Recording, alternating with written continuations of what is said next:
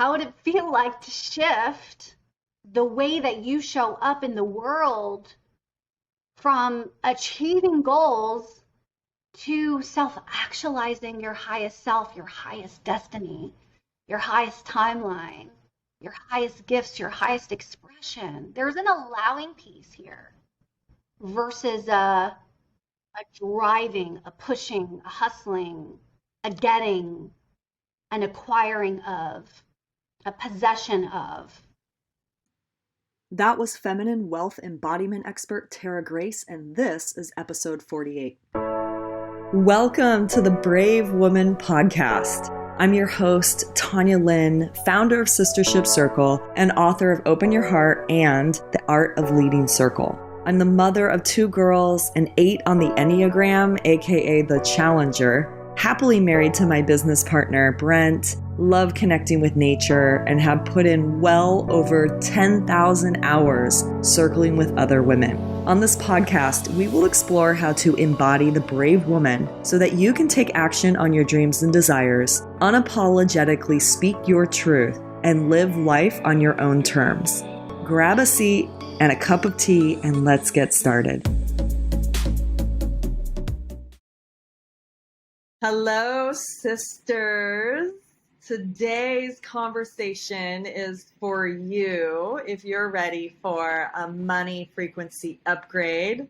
I have the goddess, Tara Grace, who is the feminine wealth embodiment expert and self-made millionaire.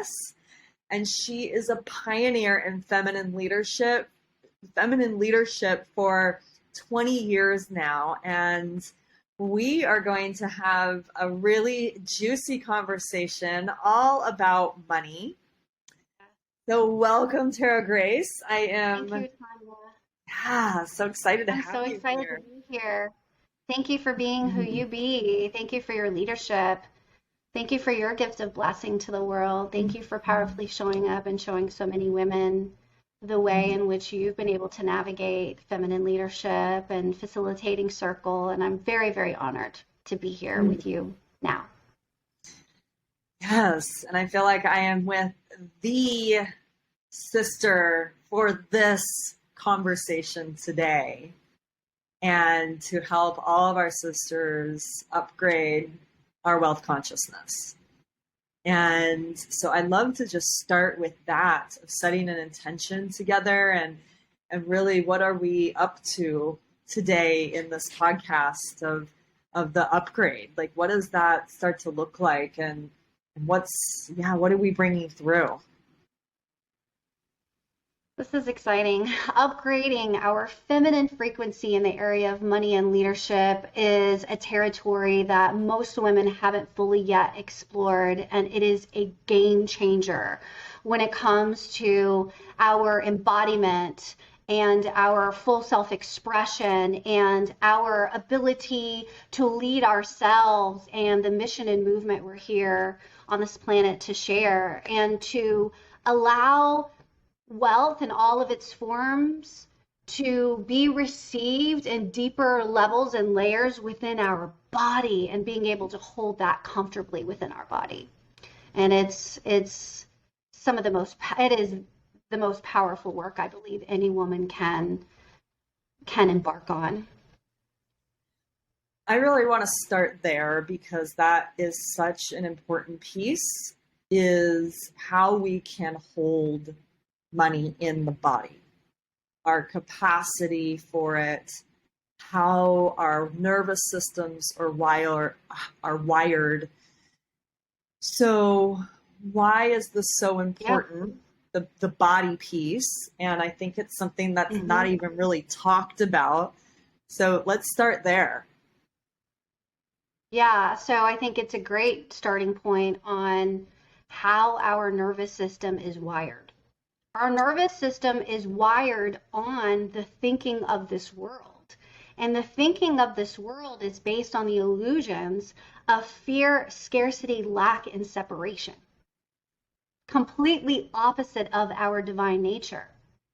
And we are in this masculine-driven world where success metrics is measured on everything that is outward performance based, getting, this energy is so possessive, and it's not how we are divinely designed as feminine souls and a female body. It's not even aligned to the feminine principles that our culture has not celebrated as valuable. And of course, we're here today, you and I, and all of those of you that are listening right now, because we are a part of that profound change, and I would even say revolution in culture. Just having this conversation right now, being a part of it, the fact that anyone is listening to this right now means you are a part of that. You're a part of this revolution and change. And it really is about having the awareness of coming back to having an understanding of what the feminine principles that are valuable are. And, it's very, very, very different than what our culture has celebrated. So, for example, the world is all about the achievement of goals.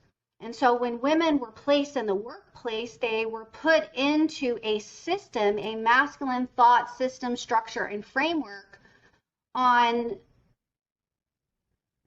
and first of all, they were placed in this structure framework, and within that structure and framework is this entirely interesting paradigm of what people's relationships are with money, time, work, even leadership. And so my work is about shifting from the achievement of goals to the self-actualization of our higher self. And I really want us to just pause for a moment to just feel into that shift. Shifting from the energy of achieving goals and how you do what you do to the self-actualization of our highest self. Let's breathe that in. Oh, God, that in of itself is a reset in our nervous system. Because one system of thought is based on like achieving an outward getting and acquiring of, versus an allowing of our divine nature, which is wholeness, by the way, and to be more of that versus the paradigm and the structures and frameworks of the thinking of the world, which is based on the illusions of fear, scarcity, and separation. So that's just like one tiny piece, but a huge piece. And we can take another deep breath in right here. How would it feel like to shift the way that you show up in the world from achieving goals to self-actualizing your highest self, your highest destiny, your highest timeline, your highest gifts, your highest expression? There's an allowing piece here versus a driving, a pushing, a hustling, a getting, an acquiring of, a possession of. Yeah?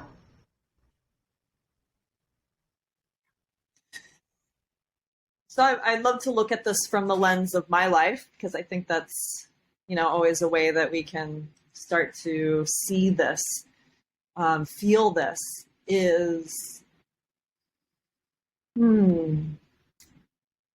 just feeling into our land project, De La Diosa, and there's like these goals, this timeline, right, of the way in which we need to move it forward to get this thing built. And so it's like so easy to get caught into the stress and anxiety and the nervous system just like versus what we have to keep pulling ourselves into is that this was a vision, a divine vision given to us? Right.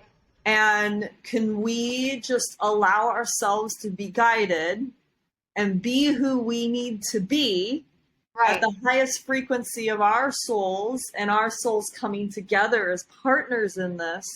Yes. And I can, as I'm speaking that, I can feel and I can see the contrast Yes. of those two different things.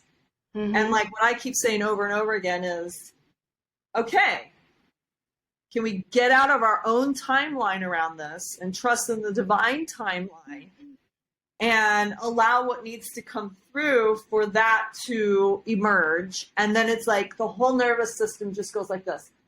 Oh. Yes. I love this. When the nervous system relaxes is because we really are embodying trust. Okay? When we are in the anxiety, we are in control. We are strong holding, gripping, if you will, our desires versus practicing non-attachment. And it doesn't mean I'm not attached to what I desire to make manifest, but it's a different energy in which I lead myself in that process. And so one of the great ways, one of the most paradigm shifting ways we can become that self-actualization versus in the energy of achieving goals, which never really is deeply satisfying to the soul because it does, burn out the nervous system, is shifting from performance-based living to embodied presence-based living. Shifting from performance, and performance has a lot of proving energy in it, where you're working out your unhealed trauma of proving to your parents, proving, that, people will accept me, and, like the people pleasing, all of these things, to presence-based living. This is like presence-based living is embodying the source within you. There's nothing to prove. There's nothing to prove. There's nothing to get. There's only an allowance of what is a beautiful masterpiece. And when we allow that beautiful masterpiece of who we be, divinely perfect, whole, and complete, nothing missing, nothing broken, perfect, whole, and complete, then that's a very clean energetic infrastructure that spirit and the universe and life itself gets to work with.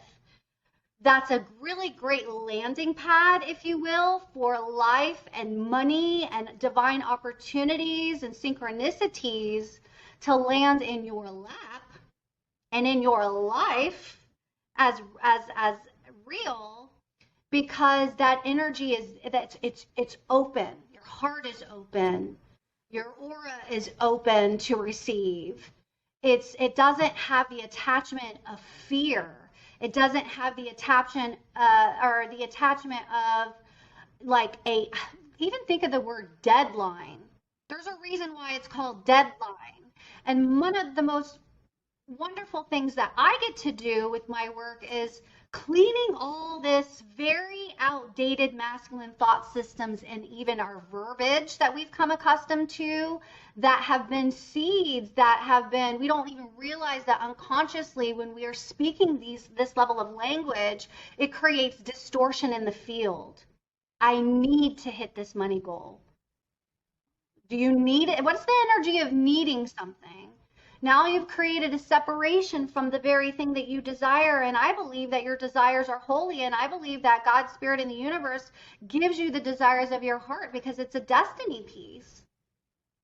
So these are the things that is a revolution in the way that we see ourselves, and the way that we are able to see ourselves through the lens of faith and not fear, through the lens of abundance and not lack, from the lens of wholeness, right? And not separation or lacking. And the other thing is shifting from that striving and proving energy to that soul satisfaction of I trust. And I'm going to give myself permission to actually enjoy this process. Why does it have to be damn stressful? Well, it's stressful when we're talking about deadlines.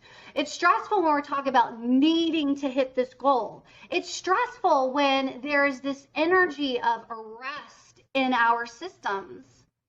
When we're designed, like when we're in our divine nature and when we are walking in alignment, and when we are what I call agreeing with God is when we trust. The only time there is now, is the present moment, which is why presence versus performance is so powerful, because it gets you in the field of miracles. It gets you in the field of miraculous, like success, miraculous. This is where what you touch turns to gold. This is where when God and the goddess creates a supernatural on your natural, because there's an energetic blueprint and imprint on the doing of what you do.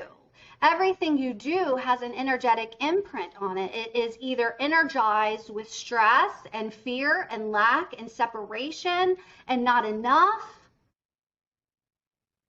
or it is energized with beauty and love and joy and trust, and maybe even some pleasure if you dare. But we have to give ourselves permission to allow this new nature to be self-actualized. This is our divine design. But the spiritual journey is all about remembering. It's all about remembering, right? And it does require work and letting go and catching these unconscious patterns that have been literally running the script and running our ancestors for eon, for forever, for a long time. But there was a time, yes, there was, dear. There was a time where our beloved goddesses and women were celebrated in the divine feminine attributes, were celebrated in culture.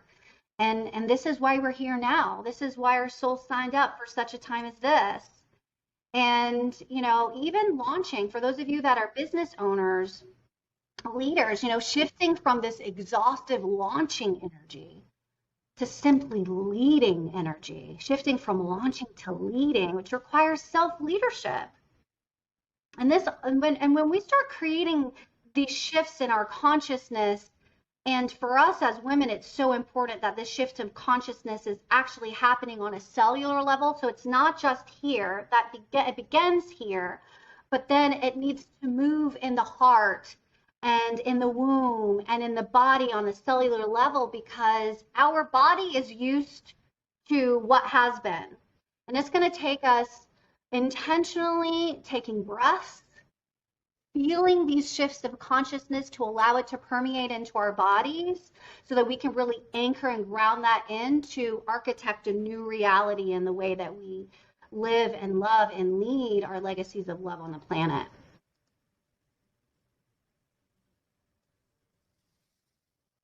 Ah, yes. When you were speaking, I was reminded.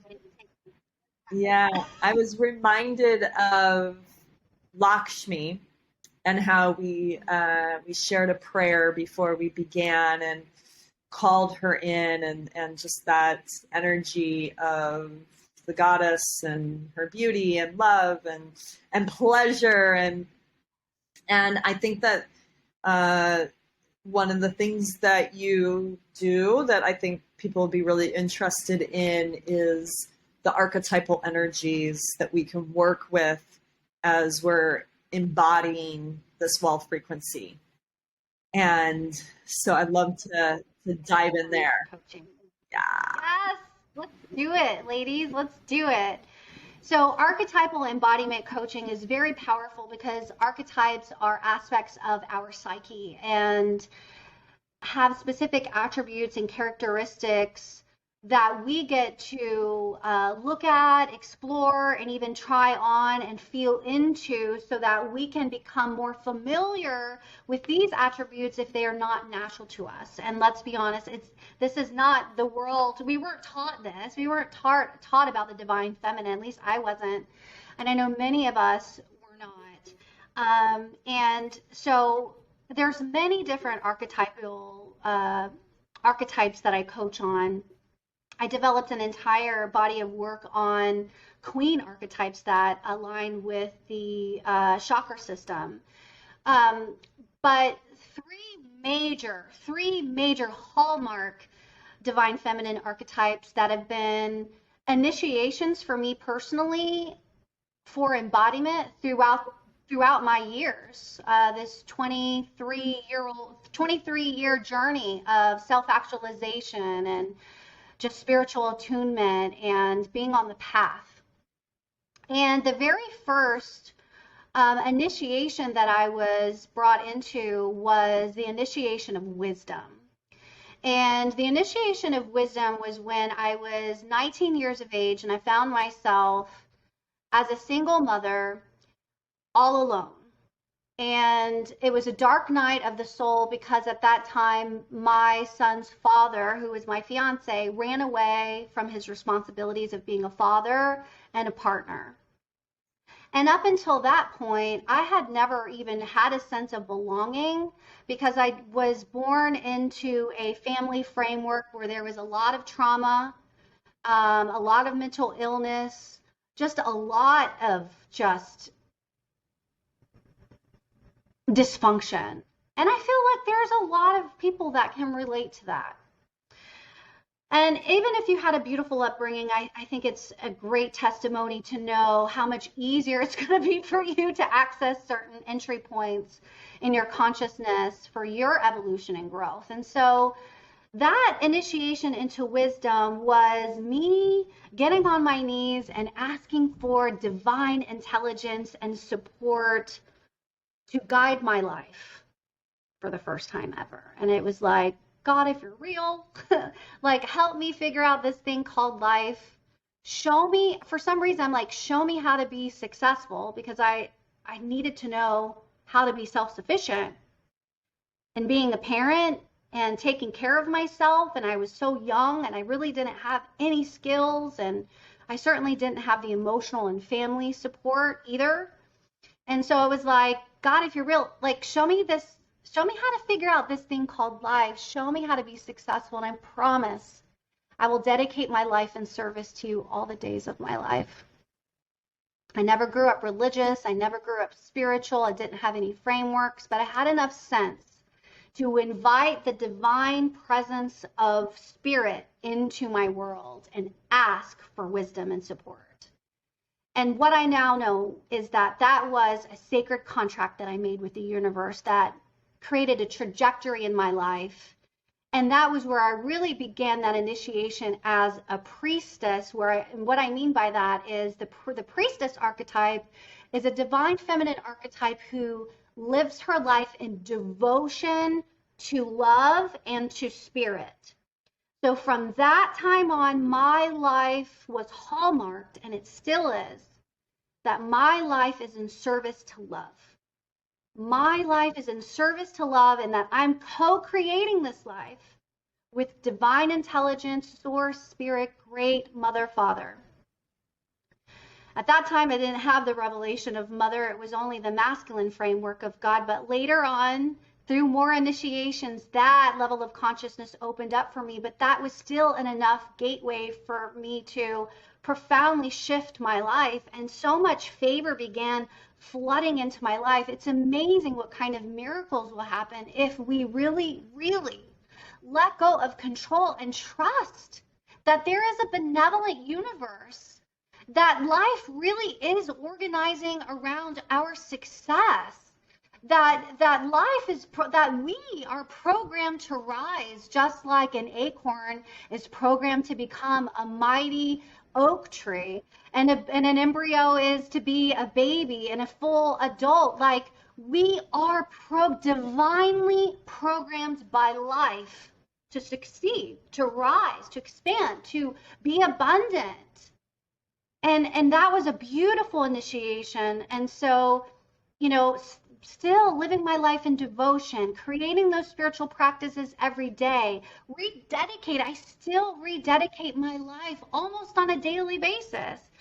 You know, God, spirit, I give my life to you this day. I ask for wisdom to guide my life, to guide my clients. Before we started this interview and this conversation, it was, let's have a prayer to create the field where we're not doing this alone. We're co-creating with the divine. And that's how I steward my life, my work, and my clients is, I'm not doing this in my own strength.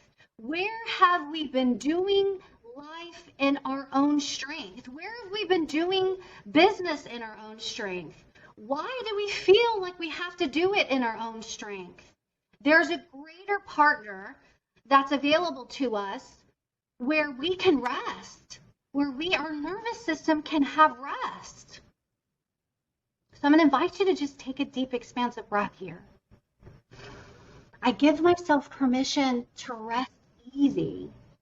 I give myself permission to rest easy, knowing that life has my back, that all of life really is organizing around my success, that I live in a benevolent universe that has my best interest at heart, that there's so much divine intelligence and support that's here to guide me, to give me the wisdom. And I'm willing to ask, and I'm willing to live my life in devotion. So that is the very first. And the priestess's relationship to and with money is very much like her relationship to life itself, and that is that it's sacred. So what would be possible if your relationship to money was sacred? How would you talk about it? How would you treat it? How would you manage it? Yeah.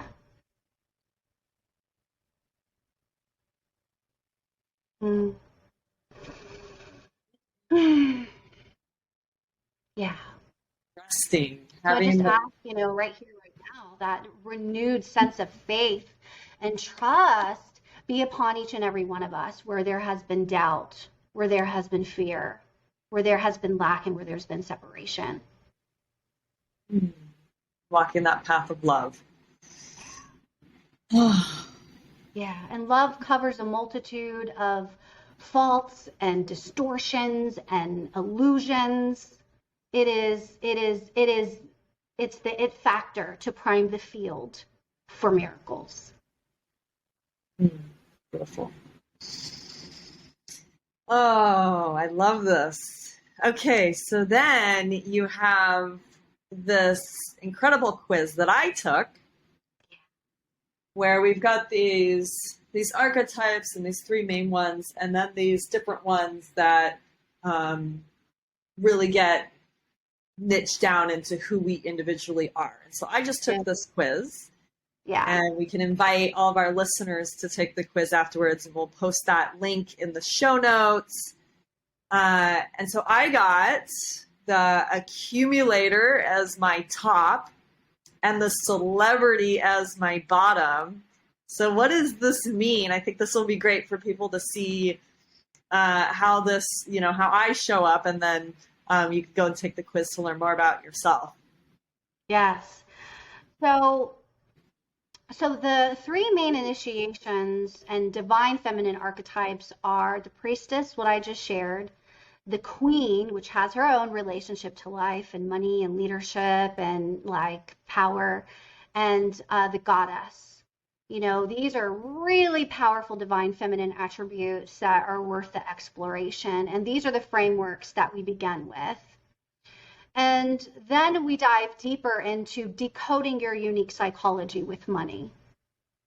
And there's a wealth psychology assessment that you took.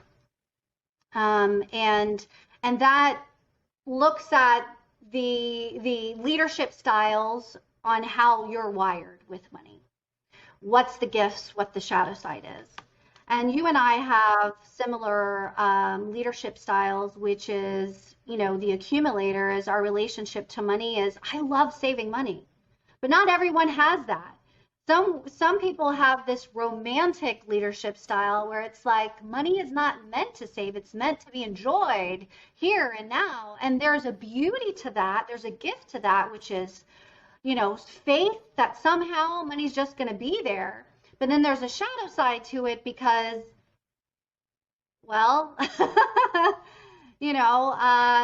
It's not securing a future, right? Where you hope to have, and that could be a wreck on the nervous system. So my intention is to really explore the psychology of all of my clients and students so that I can better serve them. So because not all of us have the same coding, based on our upbringing and based on the imprinting and programming that we have.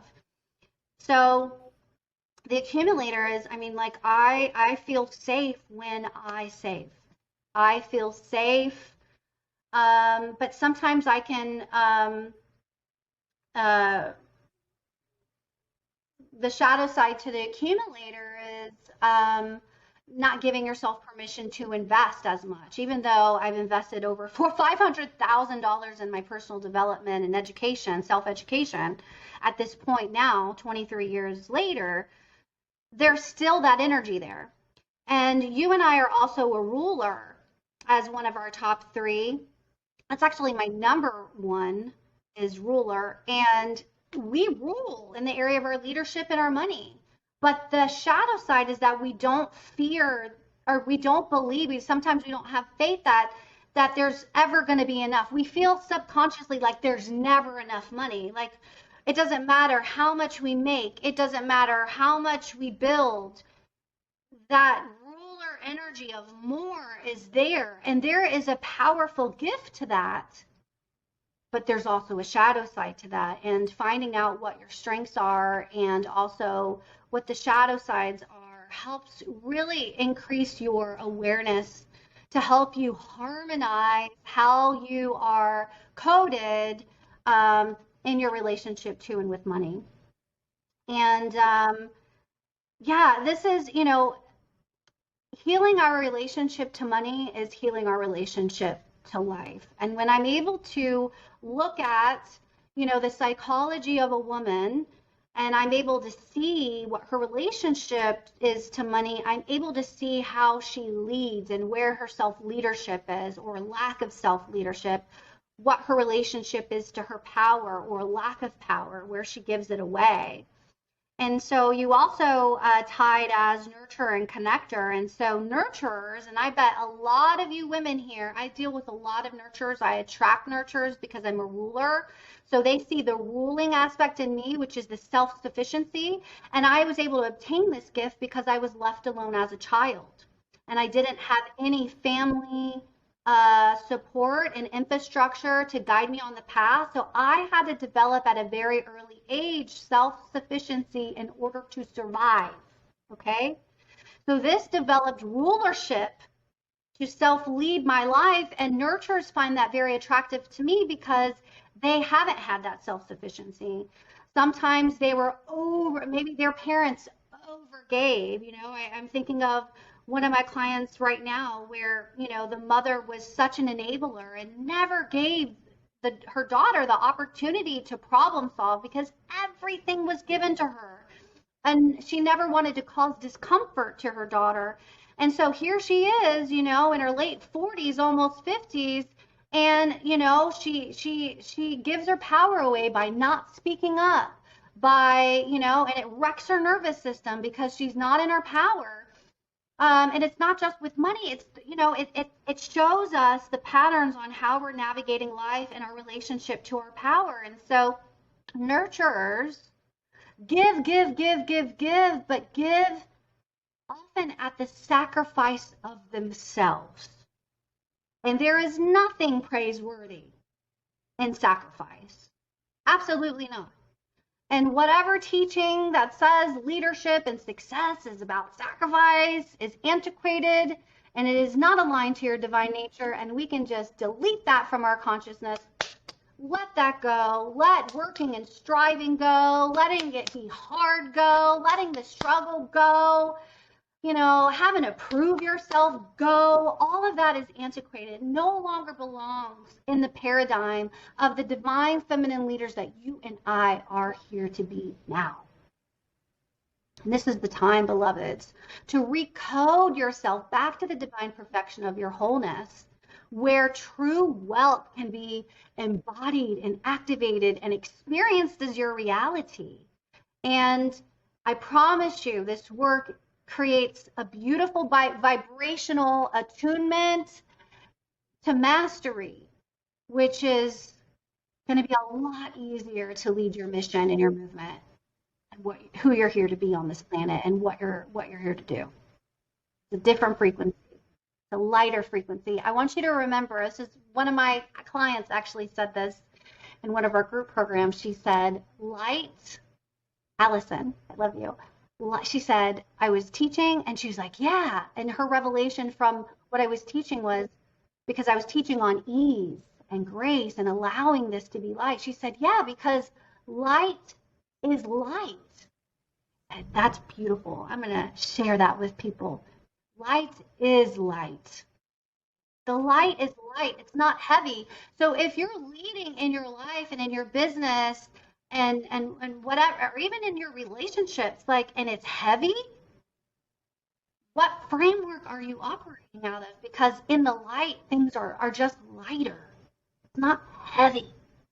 It's not this sacrificial offering to do the thing. No, even if you have this amazing, beautiful vision that you have, Tanya, of buying land in Costa Rica and creating goddess temples. I mean, that's a huge project, but how you choose to approach that project is going to make a huge world of difference. It can be overbearing, stressful, overwhelming, anxiety, or it can be, and it's I didn't say it's going to be easy. No. But it will be easier and lighter the more you practice these principles and the more awareness that you have of it and the more pattern, you're able to see the patterns. It's oh, wait a minute, I'm thinking something that's not of the highest truth here of my divinity, or oh, I just noticed I'm saying something that doesn't feel good in my body and this is creating stress. I'm noticing my nervous system is freaking out a bit. I'm willing to see things differently. I'm willing to feel differently. What is it that you want to feel? What is it that you desire instead? And if you're not able to get there from your willingness and choosing a different vibration and frequency in which you lead and approach whatever it is that you're facing that day, then we can do as the priestess does, which is live her life in devotion and dedicate and ask for divine wisdom and guidance in our lives. And ask for that wisdom and guidance, because asking for wisdom from the divine is literally giving yourself permission to receive treasure.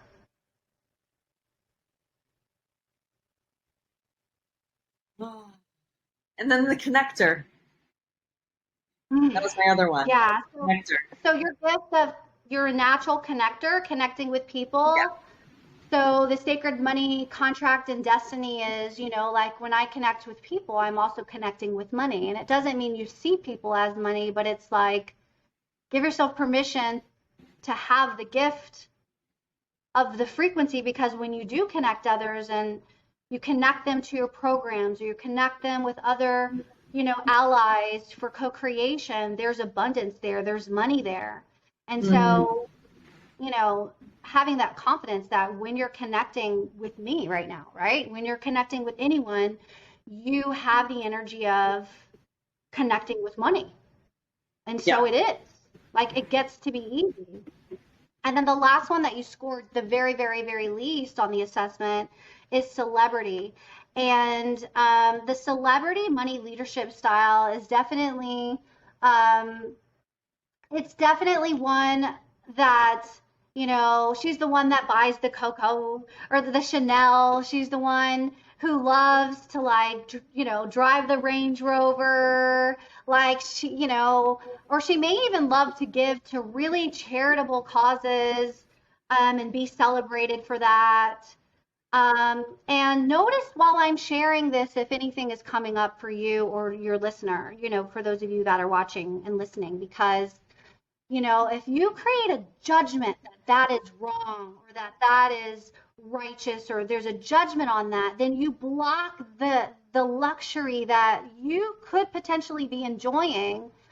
And just notice if there's a pattern of judgment on luxury items. No, and there's deeper layers to that. The fear of being judged, the fear that people think that you're just in it for the money, the fear of not being taken seriously, all this drama and stuff is this, not even ours, comes up. But, this lowest score is actually an invitation for you to give yourself permission to be a big fucking deal because you are. You are a big deal. You are a very big deal. And I'm so proud that you're my sister. And I'm so proud of the work that you're doing in the world. And one of the things that I remembered in one of our one-on-one conversations was how you do desire to call in more luxury in your life, and how your soul desires that. Listen, that's a very Venusian Venus quality. It's a very divine feminine desire to desire luxury, and that can be defined in different ways for everyone. But let's not make judgments on ourselves or others on what that expression looks like. What I know for sure is the more empowered women are in their money, and the greater wealth that we create, not only are we able to impact causes and build goddess temples in Costa Rica and support women and being rescued from the slave trafficking, sex trafficking, and all these and animals and all these things that we do as women, but we're also able to give ourselves an opportunity to really know like our style and our expression and what we really love. I mean, I can't tell you how empowered it felt to buy that Range Rover. I can't tell you how empowered it felt to put my mother in it. I can't and ride her around town. I can't begin to tell you how was able to take some of my most amazing memories. We're creating memories that I'll never forget, and taking my family to shows and being able to pay for everything and saying order anything on the menu, like you know what I mean, like to be able to be a blessing in that way, knowing that no one in my family has ever been able to do that. Just or buying a luxury boat. I live on a boating lake and a skiing lake, and it's like how empowering it is to not only like own that boat, but like that celebrity in me really did feel good that, hey, I'm like the only female on a big lake who is empowered and liberated to own this boat and to bless the people that come on it. And it wasn't that long ago in 1974 that women had to have permission to even get a mortgage. They had to have permission from their husbands to get a mortgage. That is not that long ago. And here I am, and I own a real estate wealth portfolio now of boutique style waterfront rentals. That would not have been able. I'm a single woman. I'm not partnered with a human. That would not have been possible in 1974, 1973. I own that. That's something to be proud of. Where are we diminishing the success? It is powerful that we have risen to the place of having this power with money and leadership and impact and being able to do things for ourselves that not long ago we didn't even have permission from men and the government and this world to be and do, ladies. That's something to really feel proud about, not judge others for having, because it's a powerful place to be. Where have you judged? Where have you not allowed yourself to have this relationship to your power and experience the gifts? And to model for others what's possible. You're modeling for others, Tanya, what's possible with your vision. Moving to Costa Rica, having this big vision. I'm modeling to others, giving myself permission to have the gifts. One of the things that the shadow side for the ruler is that's really going to bless you is I remember I flew all the way to the other side of the country for a VIP day with one of my mentors, and it was when I really claimed my millionaire path. And the number one hindrance that was going to keep me from that success was not what you think, because you would think, oh, you need the funnels, you need the team, you need all these outward things, which is not true, by the way, because I have not created what I've created on all these outward things that gurus say you have to have. The number one block to my success was, are you ready? Here we go. Let's take a breath.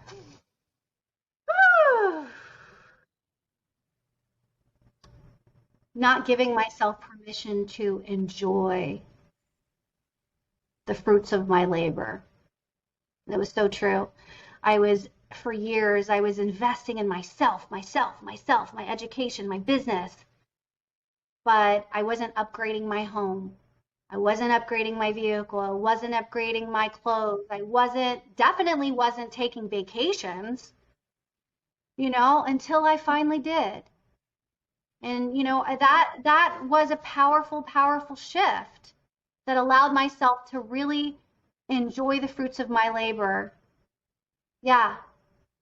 Yeah. We have work to do, ladies. And it's a worthy, praiseworthy journey to do it. Yeah, I'm just soaking all this in and seeing so much for myself. So powerful. Yeah, I just want to comment on a couple things for me, and then we'll kind of close up here. One is that I've noticed that when I am in the energy of the connector, collaborating, like that's when I have felt most on purpose and been the most successful. Right. So increasing collaborations to increase the profitability of the business, which is a testament to even what we're doing here and now. Like, how beautiful. Yeah. Mm-hmm. And then the celebrity piece is not a judgment towards it, but that's not ever who I've been. And the desire for luxury in my way, maybe not as a designer purse, right? But like what that looks like and feels like for me that I get to explore. And that's the conversation I've been in. Yes. And then also seeing there's this piece where you said my nurture versus my ruler, and seeing how both of those were cultivated growing up from being able to basically get anything that I ever wanted from my dad and being very much taken care of. But at the same time, there was a way in which I was taught to be self-sufficient, or more of like, that's naturally who I am as a very independent, self-sufficient person, right? So it's just, I love these different ways of looking at it and the complexity of it and the ways in which I now, get to more explore these aspects of my archetypes and my I love that. And finding peace. What I find is giving ourselves permission to lean in with curiosity on where we're denying aspects of ourselves. Like you're saying, the celebrity. A celebrity is not me. And I'm saying, Tanya, well, it kind of is, because you've impacted thousands of women all over the world. You've certified over 500 women in your legacy work. That's a big deal. And you kind of are, in a sense of a celebrity online. Women look up to you. They see you. And it's like, how can we neutralize our reaction to the celebrity and take that priestess lens of, what if the celebrity status was actually sacred? Yeah. What if the more that I'm known, the more I'm able to have an impact in the world, and the more women are able to, self-actualize their destinies? So it's like noticing where we're denying aspects of ourselves and just leaning in with curiosity, and just curiosity of, and maybe taking that, well, how would the priestess, what would be the relationship of the celebrity of the priestess have? Well, what if being a celebrity, what if I was a sacred celebrity? right? Like how totally different the idea of celebrity is, right? Now, like the goddess archetype, her relationship to money is her relationship to life, which is infinite receiving and pleasure. And that is a whole nother conversation, but I have really, really enjoyed this sharing with you. And I know it's going to really open the hearts and minds of many of the women. I love you so much, Tanya. You're so beautiful. Love you too. Wonderful. And thank you for bringing this energy and uplifting me into this frequency. Yeah, and it just feels so yummy and just opening my nervous system to relaxing into this more and being more in that allowing energy. And yeah, it feels so good. Yes. And the ruler, our inner empire builder, that's an invitation for us to become the benevolent queens we were always meant to be. Mm-hmm. Yeah. And embodying that. Okay, so our next step here is we're running a masterclass. Oh, we are. It's going to be powerful, potent, transformational. We're going to go much deeper, much further than we did today. And I'm really excited about this. I know it's going to bless your women tremendously the way that it has blessed my life. Yes, and already feeling it. So, sisters, go to the show notes to get the link for that. And you can find that at sistershipcircle.com/EP. I think we're on 48, EP 48. Yes. All right. So final words from the priestess, goddess, queen, Tara Grace. I've given you the microphone for your final words to the women. Yeah, my final words is trust. Trust. Have faith that you are inherently worthy of all that is good, all that is beautiful, and all that is abundant in this life, simply because you exist, simply because you are a child of the divine. So shine, beloved. Shine, shine, shine, and receive every good, beautiful, and abundant gift that is yours by divine birthright. Yeah.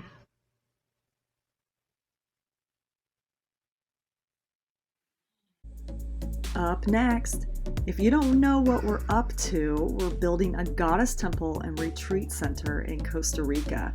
And I'll be sharing our journey, all the lessons, and the vision in the next episode.